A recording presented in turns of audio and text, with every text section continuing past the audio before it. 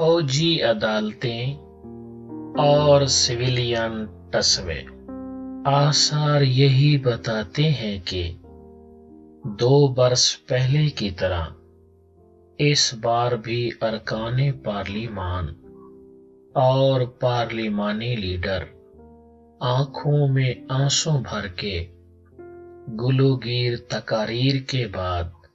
इंतहाई बोझल दिल से अपनी आईनी व कानूनी बला गले से उतार के खसूसी फौजी अदालतों के सुपुर्द कर देंगे और फिर पहले की तरह शुक्र बजा लावेंगे कि कम अज कम मजीद 2 बरस के लिए सिविलियन अदालती निज़ाम और तफ्तीशकारी को इंसाफ के जदीद तकाज़ों से हम आहंग करने के पहाड़ जैसे काम से निजात मिल गई। फिर अगले बरस इंतखाबात का गुलगुला शुरू हो जाएगा, निगरान हुकूमत आ जाएगी, फिर कोई मुंतखब हुकूमत आकर देखेगी कि फटीचर अदालती निज़ाम के लिए नए कपड़े के दिनों में सिलेंगे या पुराने नौआबादियाती दौर के कपड़ों पर ही दिखावे को कुछ पेवन और तोपे लगा के कहा जाए, देखो हमने अदालती इस्लाहात का वादा पूरा कर तो दिया। साथ साथ ये रोना धोना भी चलता रहेगा कि क्या करें, सिविलियन फौजी ताल्लुकात का पलड़ा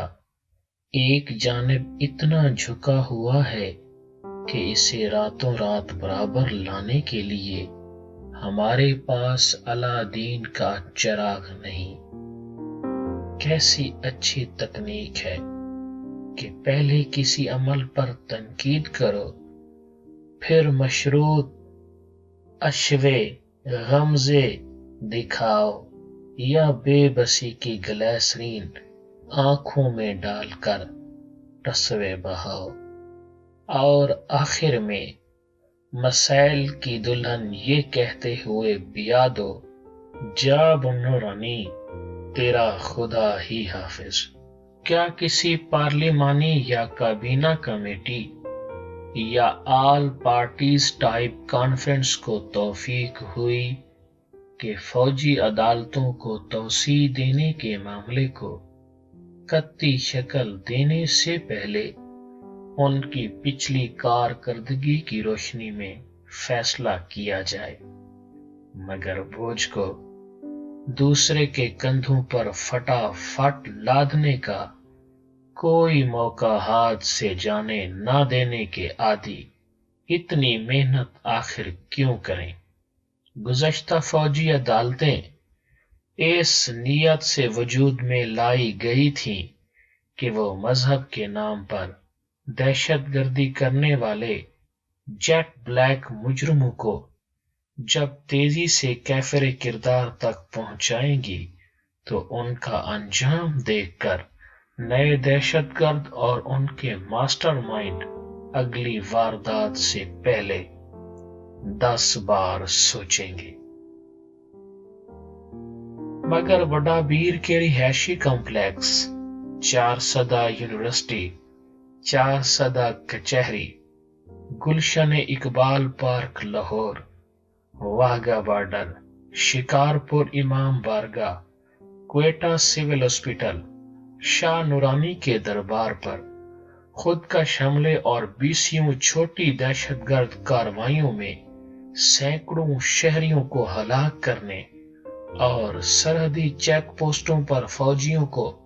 शहीद करने वालों को शायद किसी ने बर वक्त खबर नहीं पहुंचाई कि इस मुल्क में न सिर्फ ऑपरेशन ज़र्ब अज़्ब जारी है, बल्कि 11 फौजी अदालतें भी तुम्हारी और तुम्हारे सहूलतकारों की खबर लेने के लिए मुतहर्रिक हैं। इन फौजी अदालतों के सामने 2 तरह के मुल्जिम लाए गए, ایک وہ جن کے مقدمات سویلین انتظامیہ نے جیٹ بلیک قرار دے کر عام عدالتوں سے منتقل کیے، دوسرے وہ جو پہلے سے زیر حراست یا ایجنسیوں کی تحویل میں تھے۔ گزشتہ فوجی عدالتوں نے اپنی میعاد کے دوران 274 افراد کو سزائیں سنائیں، ان میں 161 کو سزائے موت سنائی گئی، 17 کی سزا پر عمل درآمد ہوا۔ باقی اعلیٰ سول عدالتوں میں اپیل کے مختلف مراحل میں ہیں، جبکہ 113 کو مختلف المیعاد قید کی سزائیں سنائی گئیں۔ حالانکہ مقدمات کی سماعت خفیہ طریقے سے ہوئی، دلائل، ثبوت، فرد جرم اور فیصلے کی تفصیلات بھی عام ملاحظے کے لیے سامنے نہیں آئیں۔ ملزموں کو اپنی پیروی کے لیے سول وکلاء کی خدمات بھی میسر نہ ہو سکیں، مگر پھر بھی عدالت عظمیٰ نے فوجی عدالتوں کو چیلنج کرنے والی پٹیشنز یہ رولنگ دے کر نمٹا دی کہ غیر معمولی حالات میں یہ عدالتیں انصاف کے تقاضے پورے کر رہی ہیں۔ عرض یہ کرنا ہے کہ جن سیاسی جماعتوں اور معزز ارکان پارلیمان نے فوجی عدالتوں کے قیام کی یہ کہتے ہوئے بچشم نم 2 برس پہلے بھی حمایت کی اور اب بھی کر رہی ہیں کہ یہ عدالتیں اگرچہ انصاف کے مروجہ تقاضے مکمل طور پر پورے نہیں کرتی، مگر غیر معمولی حالات کی مجبوری ہے، تو یہ آنسو کسی اور دلیل کے لیے بچا رکھیں۔ ان فوجی عدالتوں پر اعتراض اور پھر حمایت ایسے ہی ہے جیسے آپ کسی ٹینک کو تھریشر کے طور پر استعمال کریں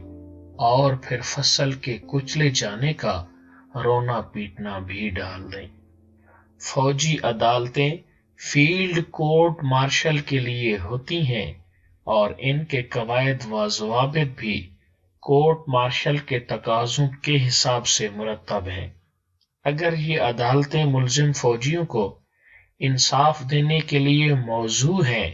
تو پھر ان کے روبرو لائے جانے والے سویلینز کے لیے خصوصی سلوک کا مطالبہ کیوں؟ اگر آپ کو اتنا ہی درد ہے تو پھر سویلین عدالتوں پر اعتماد کیوں نہیں؟ کیا آپ میں سے کسی نے بھی 100 جوتے 100 پیاز والی کہانی نہیں سنی؟ کبھی قانون کی بالادستی و مکمل سویلین حکمرانی کے وکیل خود سے یہ بھی تو پوچھیں کہ فوجی و غیر فوجی عدالتوں کی کھیڑ سے قطع نظر کیا اس ملک کو واقعی کسی پائیدار مہذب عدالتی نظام کی ضرورت ہے؟ ابھی کل ہی کی تو بات ہے جب سیون خود کش حملے کے 48 گھنٹوں کے اندر اندر یہ اعلان ہوا کہ قانون نافذ کرنے والے اداروں نے ملک کے طول و عرض میں 100 سے زائد دہشت گردوں کو مار ڈالا۔ اگر اس ملک کا تفتیشی نظام اتنا ہی فرسودہ ہے جتنا بتایا جا رہا ہے تو پھر 48 گھنٹوں میں جن 100 سے زائد افراد کو مارا گیا ان کے بارے میں محض 1.5-2 دن میں کیسے اس نتیجے پر پہنچا گیا کہ یہ مجرم ہے؟ مرنے سے 72 گھنٹے پہلے تک وہ کہاں چھپے ہوئے تھے؟ اگر پہلے سے قانون نافذ کرنے والوں کی تحویل میں تھے تو کب سے تھے؟ انہیں اس دوران کسی عدالت میں پیش کیا گیا؟ انہیں کسی عدالت کے حکم پر مارا گیا؟ جنہیں مارا گیا ان پر کوئی فرد جرم تھی تو اب تفصیلات جاری کر دیں۔ ان دہشت گردوں کا نام، پتہ، سکونت، ولدیت، ہسٹری کچھ تو ہوگا، کچھ تو بتائیے۔ اگر بتانے کو کچھ بھی نہیں تو فوجی عدالتوں کی توسیع کے جواز، نتائج وغیرہ وغیرہ پر اس قدر چپڑ کیوں؟ اگر سرسری جیلی مقابلے اور لاشیں ڈمپ کرنا جائز ہے تو کسی بھی نوعیت کی عدالت غنیمت کیوں نہیں؟ پولیس اور عدالت کی اصلاحات تو جب ہوں گی تب ہوں گی، لیکن اس سے پہلے جس روز واقعی آپ کا دہشت گردی ختم کرنے کا سنجیدگی سے موڈ ہو، اس روز بس 2 کام کیجئے گا۔ ایک تو ہر گلی محلے کی خبر رکھنے والے SHO کو جان کی امان اور اس کے کام میں مکمل عدم مداخلت کی تحریری ضمانت دے دیجئے گا، اور دوسرے اسے یقین دلا دیجئے گا کہ فرض کی ادائیگی کے دوران اگر وہ یا اس کا کوئی سپاہی شہید ہو جاتا ہے تو ان سب کے بچوں کے مستقبل کی پوری ذمہ داری ریاست پر ہوگی، اور تمام دیگر سیکیورٹی اداروں کو پابند کیجیے کہ پولیس سے مدد نہ مانگے، بلکہ پولیس کو جیسی بھی مدد اور معلومات کی ضرورت ہو ریئل ٹائم میں مہیا کریں۔ پھر دیکھیے